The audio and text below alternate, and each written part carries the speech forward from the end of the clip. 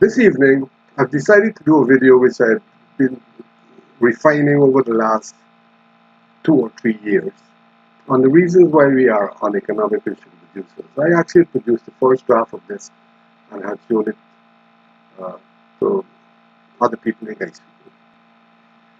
So the reason why we are uneconomical sugar producers is one, farm labor is too expensive in the modern world of mechanization. Now, all major sugarcane producing countries have now mechanized, not only harvesting, but they use tractors to apply chemical weed control, interrow tillage, fertilizer applications, etc. For decades, our sugar industry's workforce has been declining as people are now unwilling to perform this type of strenuous work.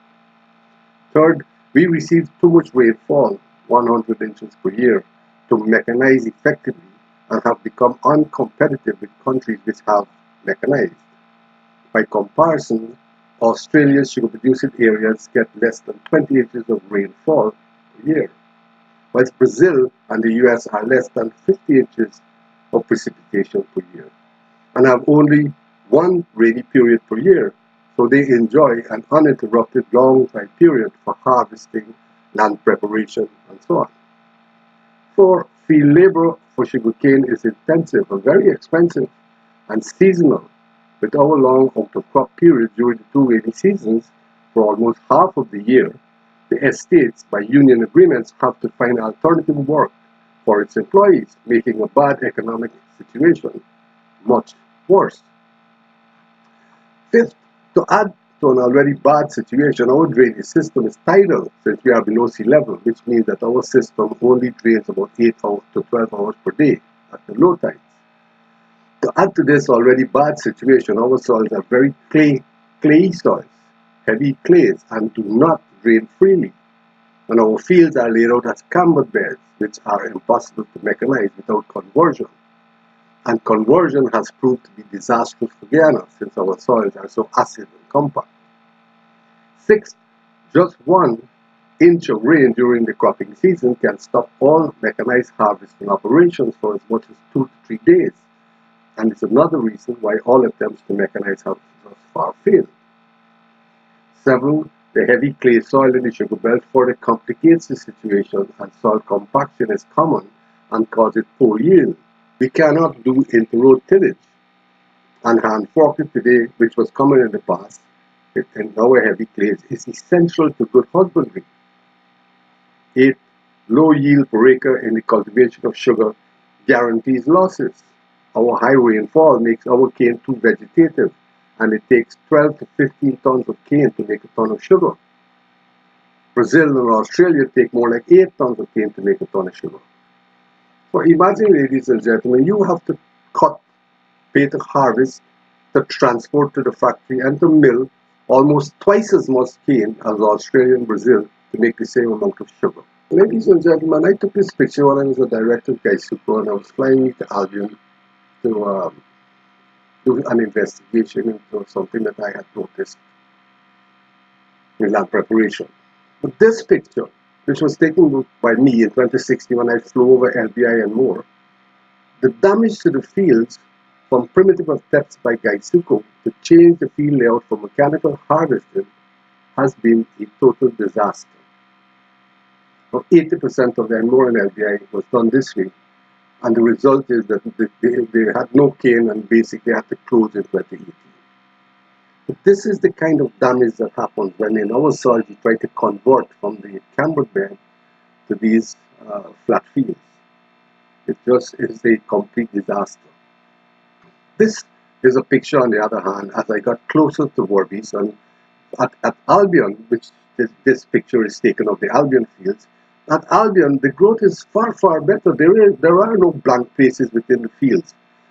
In fact, the fields are showing quite a good stand of cane.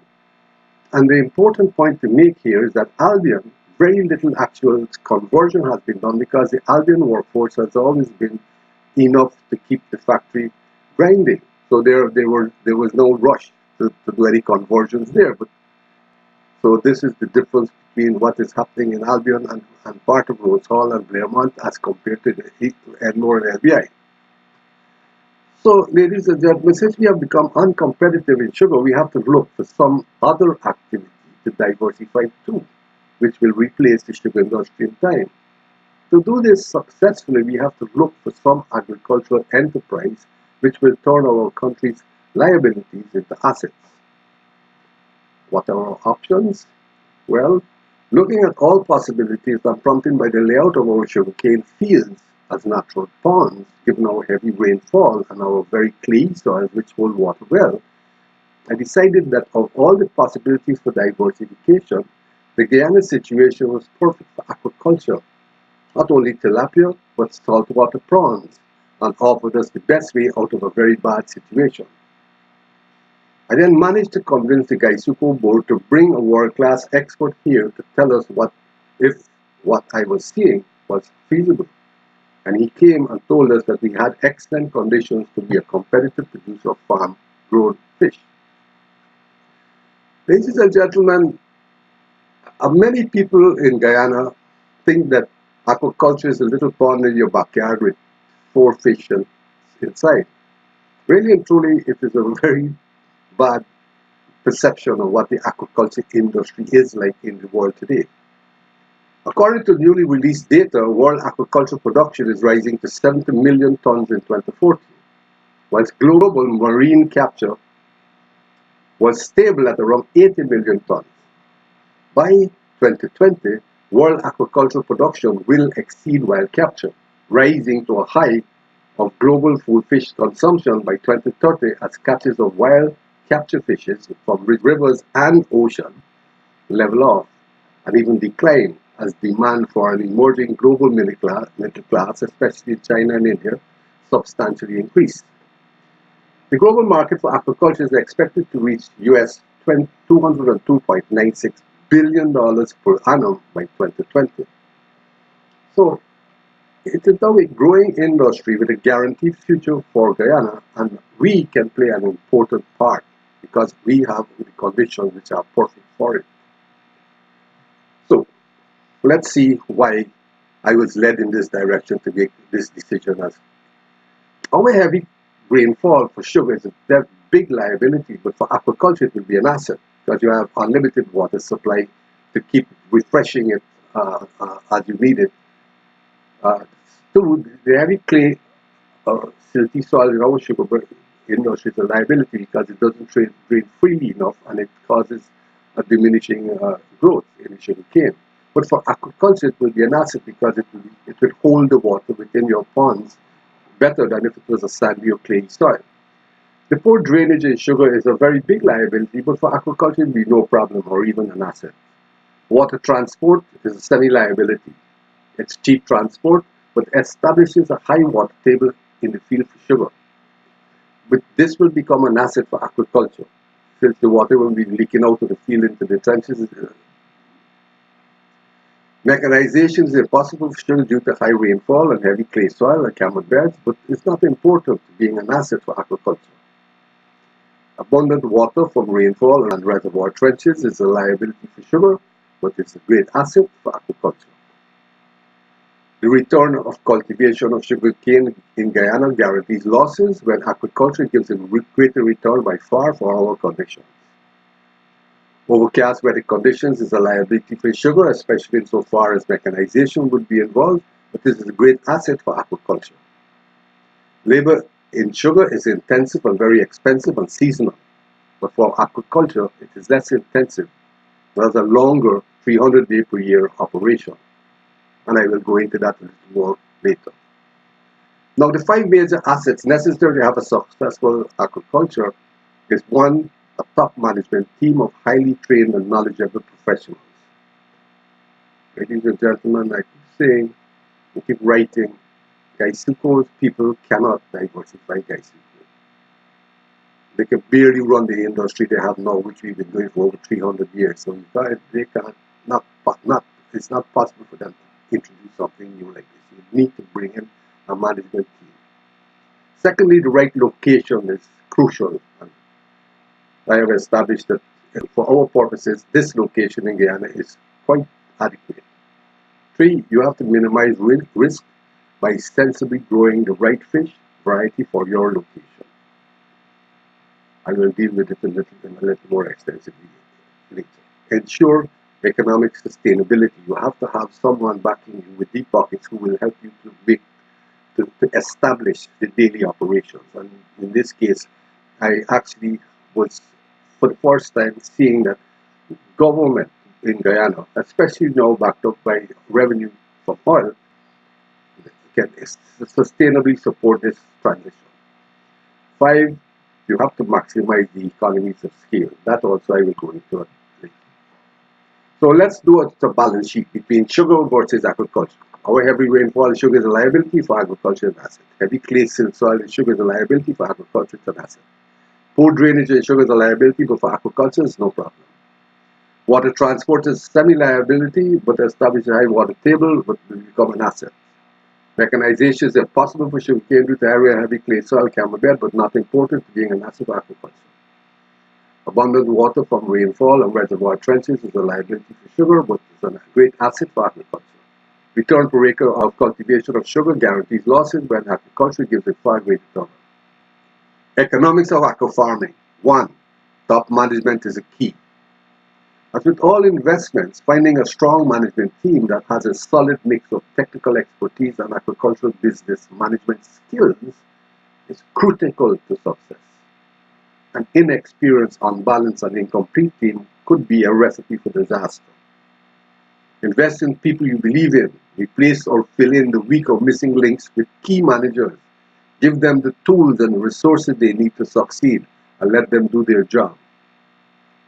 This is why I have all times been advocating partnerships with knowledgeable people in our hemisphere, either as partners or as our managers for this enterprise.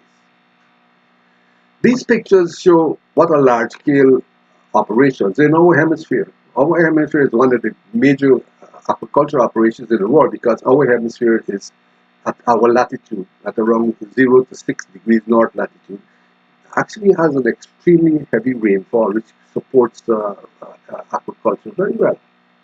That picture, the bottom left, you could see the kind of extensive cultivation that these ponds do. These areas make billions of dollars every year in revenue. Now, this is a picture of our sugarcane fields. Ladies and gentlemen, do you see the similarity? Each field of approximately 10 acres is literally a pond, since our method of irrigation has always been by flooding. Also flooding for pest control. When you flood the field, you kill out the larvae and the eggs of various insects which want to damage the sugarcane when it starts to emerge after harvesting. But if you look at the field, you will see that the fields are completely surrounded on all 4 sides with water. On 3 sides, it is high level water, which is the level where the ponds are floated to carry the product of the sugarcane to the factories for grinding. And on one side, the 4th side, that is the drainage side where the water from that is drained into the Atlantic or the Demerara River, depending on where exactly the sugar estate in question would happen to be. These pictures, taken more at ground level, shows our fields flood followed in Guyana, improvement in soil tilt, which accompanies 5 or 6 months of flood following. Now these perfect fish ponds of around 10 acres each would be very cheap to convert to aquaculture. The only difference is that these fields have been designed over centuries to hold water at around 1 foot to 18 inches. For aquaculture, you're going to have to conserve water a little deeper. But the basic infrastructure is there. All you have to do is to create a higher berm around the field to hold water at 3 foot for aquaculture. So these Guyanese sugarcane fields built by our ancestors taking millions of man-hours over hundreds of years creates a very unique land formation which consists of thousands of miles of canals and several thousand 10-acre fields which are natural ponds for growing fish and shrimp. The fields at the bottom of the next frame are actually flooded for planting. All we have to do is to raise the dams to make them hold water 2 foot deeper. The canals will serve as the method of transport of feed to and fish or shrimp from the ponds. If you look at the picture, ladies and gentlemen, on the bottom right, you will see that the fields are actually flooded. In many of these fields, because of the low-lying nature of our coastland, Many of these fields, especially towards the front of most estates, they are flooded almost by gravity. You don't need to use a pump. But if you have to use a pump, well, every other country in the world is using a pump. So therefore, you're not incurring an expenditure which someone else. The point I'm making, ladies and gentlemen, is that our ancestors, all of them, the slaves, the indentured laborers, all of them, worked for thousands of man hours, millions of man hours, decades, centuries, to produce this layout. And we're going to sell it to somebody to bulldoze it flat. And we are going to lease it to them for chicken feed when in fact this is a gold mine. This whole layout, this thing is a very unique layout on this planet with that water transport system and will develop as we go along. So the second most important thing, management is the first most, second most role is in location, location, location.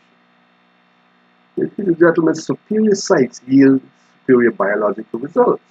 And when it comes to aquaculture, an abundant supply of high quality water, the right climate, and where appropriate, good soil quality, with ideal texture for fish pond construction, which is a heavy clay, are all key ingredients.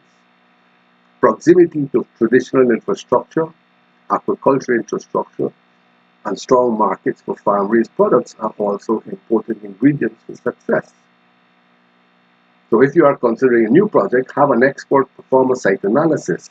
It's an investment that will easily pay for itself. Well, I believe that we hit all the necessities. There is not one point of significance which Guyana does not meet, and now that Suko brought at some expense one of the world's authorities on aquaculture who looked at our layout, looked at our soil, looked at our climate, and came to the conclusion that indeed Guyana is perfect for growing farm-grown fish. First of all, let's deal with temperature.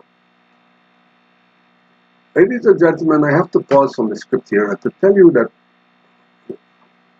if a man is standing in Guyana at 90 degrees Fahrenheit, his body temperature will be 89.6 degrees temperature. If the same man is standing in New York, when it is close to 0 degrees centigrade, his body temperature will be 98.6 degrees Fahrenheit. Because the metabolism of a human is structured on the body attaining that temperature of 98.6 degrees. In the case, however, of growing farm fish, or even the fishes that are in rivers and oceans, tropical fishes adopt the temperature of the surrounding water. The surrounding water temperature becomes becomes the temperature of the fish. This way, the fish doesn't waste energy trying to change its temperature to compete with the water which is surrounding it. So in tropical climates, the fish has evolved over centuries to be able to live in warm water and have perfect metabolic processes being conducted in warm water. And in temperate climates, the fish evolved over millions of years to do the same thing, to function metabolically in very cold water. But if you look at this temperature graph, the temperature of the air in Guyana is a low in January of 28 degrees centigrade and a high of 30 degrees. In other words, on the entire year, when the specialists came here and saw these graphs, it's a 2-degree difference. It's not like in New York, it's one day it's 10 degrees and next day it's 99 degrees. This is a perfectly solid, and this is the average minimum and maximum temperature in Georgetown, Guyana, taken over the year 2016. The next one, the blue one, is actually the temperature of water within the environment. It's exactly the same thing. It's a little below 27 degrees in the evening, in the January, February, March months, but then it rises to about 28.5 degrees for almost the entire rest of the year, which means that conditions for growth, as far as temperature is concerned, is perfect for Guyana. The next graph below it shows the amount of rain that will fall and on how many days it will fall in January, February, March, etc. during the year. But you will see that in January, rain could fall for 18 or 19 days of the year. In February, a little over 15. In March, a little over 15. A little in April, a little over 15 days per year. And then in the rainy season, May, June, July, it's a little over 23 days, but not 25 days. It's basically all 3 months, May, June, July, rain will fall 23 days of the 30 days of the month. In August, the rain will fall for a little over 15 days, and then the three driest months of the year will come: September, October, November, where the rainfall will be between 12 or 13 inches and less than and about 8 in days per year will be rain.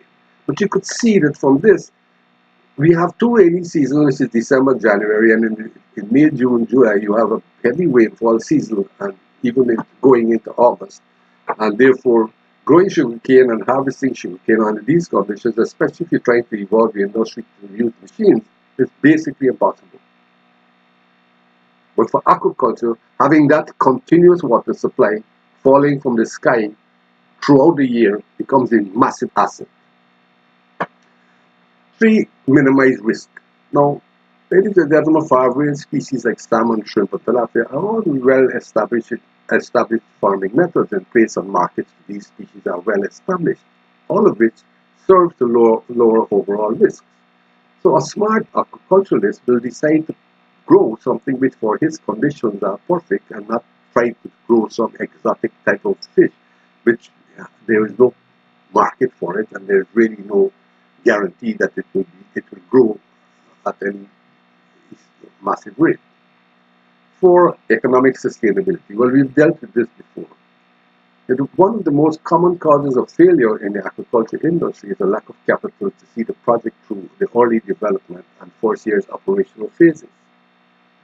Prospective investors are well advised to use conservative projections to be prepared to inject cash into the actual aquacultural operations for at least the first year, and most likely longer, depending on the type of species and details of the expansion plan.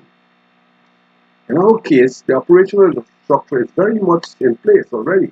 Abundance of water, clay soil which holds water well, gravity drainage which does not flood our neighbors, a cane field layout which is perfect for aqua farming, and drainage boxes which are already installed in every field in perfect weather conditions. Now, for us to maximize returns, while not required for profitability, the greatest returns on investment in the aquaculture industry are achieved by maximizing economies of scale and internally controlling all the major components that go into producing the final form of the farm-raised product. At each level, incrementally higher yield returns are achieved by investing in research and development, in hatcheries, in aquacultural feeds, grow-out operations, processing plant operations, seafood sales, marketing, and distribution. Fully integrated companies that control all phases of aquaculture operations are well positioned to return the greatest profits. Obviously, if you're going to replace the sugar industry with the aquaculture industry, you're going to have to meet all of those criteria. You're going to have your own research and development hatcheries and aquaculture species. The more of those things that you could actually provide from local inputs, the more money the project makes.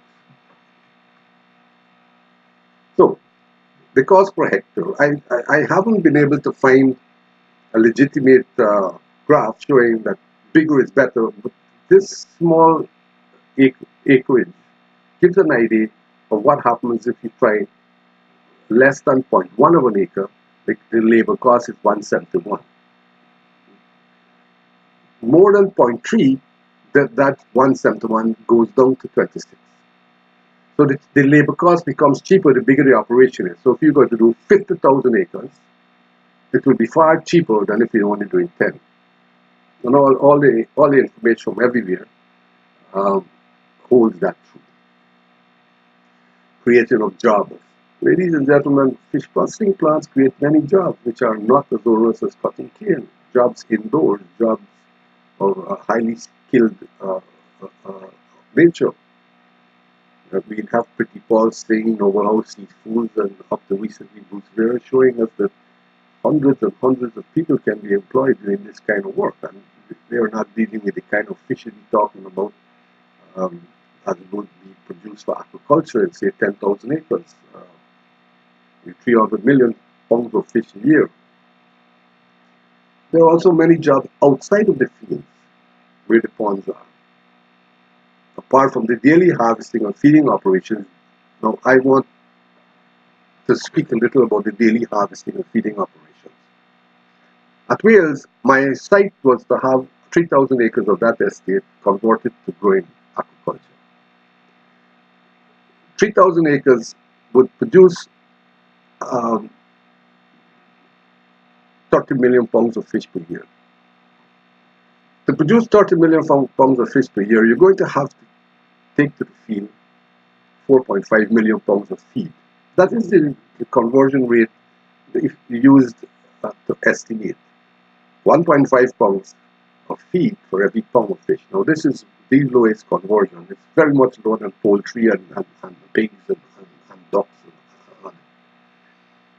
Therefore, this is one of the reasons why aquaculture is cost-effective operation.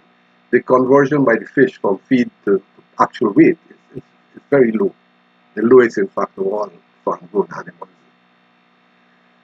So the other job, and of course, you have to feed every single day. So this out-of-crop work, there would be no out-of-crop period. The 3,000 acres you will have to harvest for 300 days a year, which is the year that I set up for Wales. You will have to harvest every day 10 acres. Every single day. You will have to harvest 10 acres and you will have to put fish in 10 acres.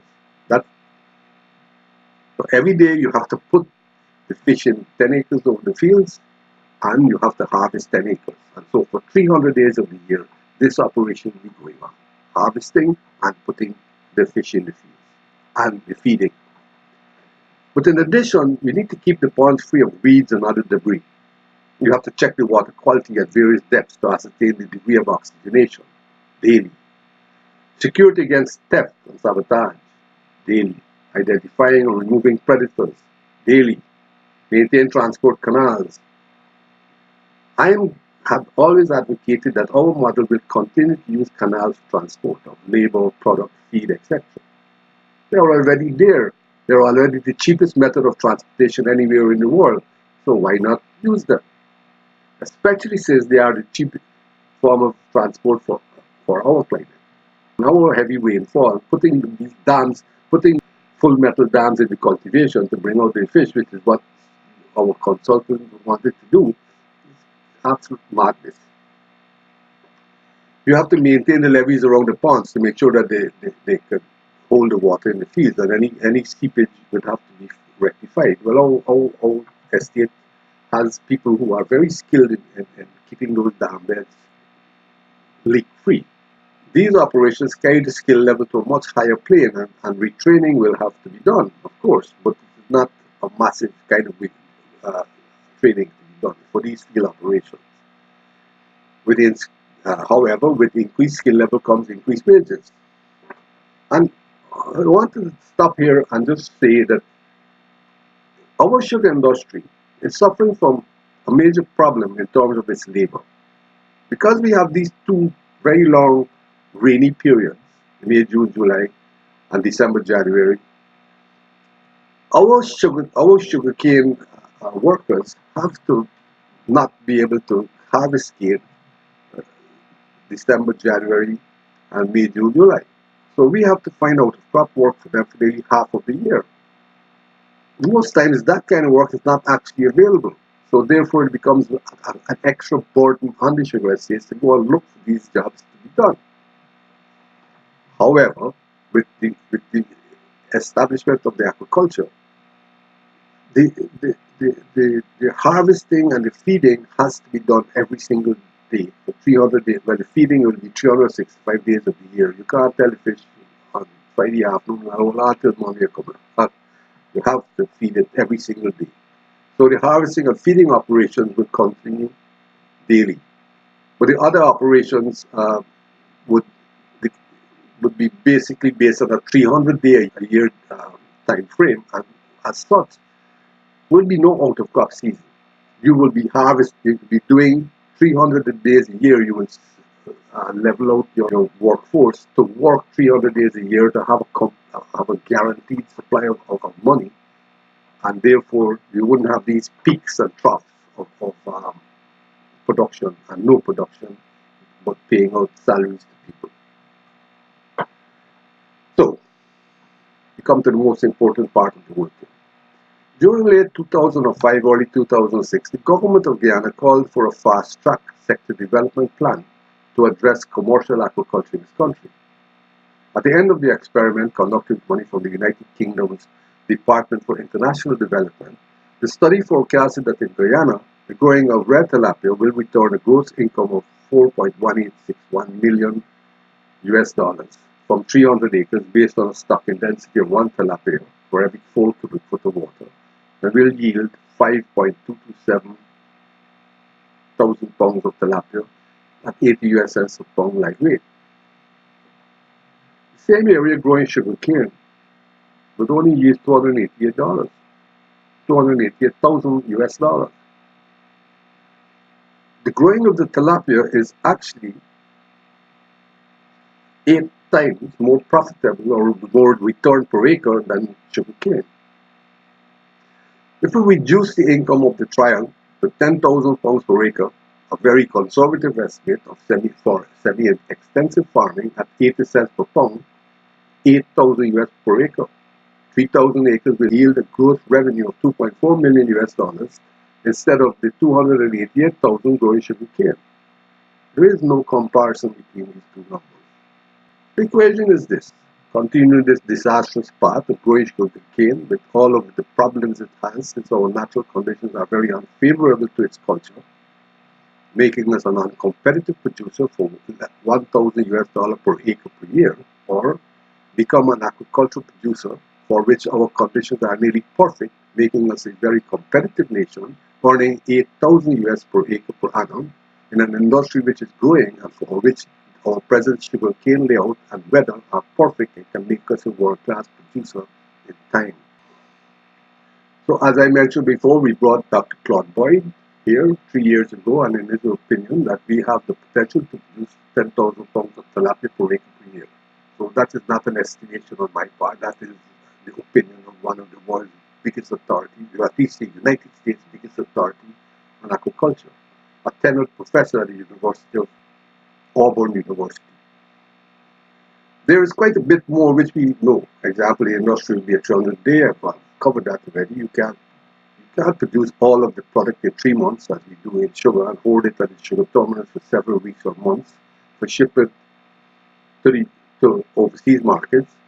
For this to be workable, we have to harvest every day and send it to market every day because we have an extra advantage. We are closer to the US market on the eastern seaboard than any other country with aquaculture potential, Ecuador, Colombia, Brazil, etc., which are all aquaculture producers.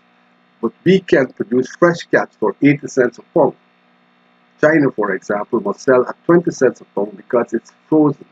Their catch is frozen, since they can't transport fresh by air because it's too far and too expensive. But if we can capture our fish in our fields, fillet them, and transport them to the United States within 24 to 36 hours, we can sell it for very much more than China, because we will be delivering it to the place of sale without it ever having been frozen.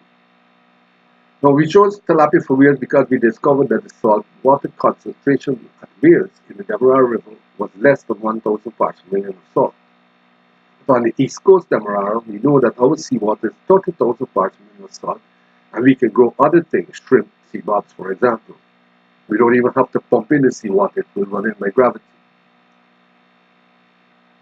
Growing the sea bobs and the fish and the saltwater shrimp on land is more efficient than growing it in the ocean, because in the ocean there is too much piracy, there is too much, the cost of fuel is prohibitively expensive. Growing it on land, it's far more controlled and it costs far less. We will manufacture our own feed, we have to, and process or fillet the catch ourselves. Our feed, which amounts to maybe 70% of the aquaculture growing expense, will also cost little, since the problem will become very low cost to us. We have worked out an arrangement whereby we will generate enough protein here in Guyana to grow our fish with our own feed. So Here's the Guyana cane field, ladies and gentlemen. It's unlimited wealth. You can't sell this or give it away now. You have to keep it until we discover a way to introduce the aquaculture. You can't undo centuries of hard work and labor simply because it can no longer grow sugarcane. It can do other things. You just have to wake up and have vision rather than have visionless people leading us around and telling us all nonsense which can't work.